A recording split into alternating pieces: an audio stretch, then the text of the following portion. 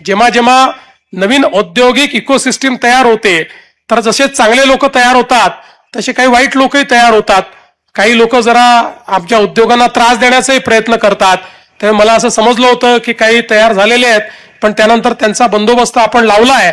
आणि आजही मी एसपींना सांगतो, आता ही जी सुप्याची MIDC आहे ही अत्यंत वेगाने वाढणारी अशा प्रकारची MIDC आहे.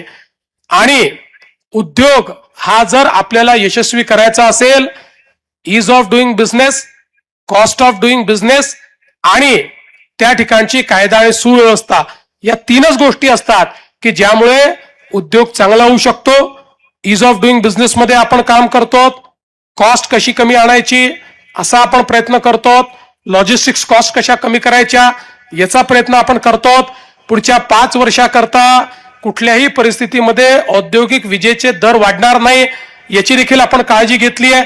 किंबहुना ते कमी कसे होतील हा प्रयत्न आपण करणार आहोत, ज्यातनं कॉस्ट ऑफ डुईंग बिझनेस याच्यावर देखील एक महत्वाचा परिणाम होणार आहे.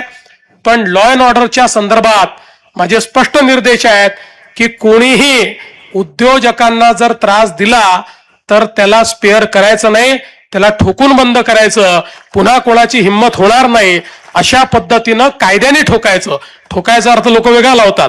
कायद्याने त्याला ठोकून अत्यंत ताकदीनं या ठिकाणी छोट्यातल्या छोटी घटनाही सिरियसली घेऊन उद्योजकांना योग्य प्रकारे काम करता आलं पाहिजे. समजा एखाद्या उद्योगात काही अनएथिकल प्रॅक्टिस असतील तर लोकांनी रेग्युलेटरकडे गेलं पाहिजे, रेग्युलेटर त्याच्यावर कारवाई करेल. पण झुंडशाही गुंडशाही ही कुठल्याही उद्योगात महाराष्ट्राच्या कुठल्याही MIDC मध्ये मी खपवून घेणार नाही हा संदेश मात्र या निमित्ताने निश्चितपणे मी देऊ इच्छितो.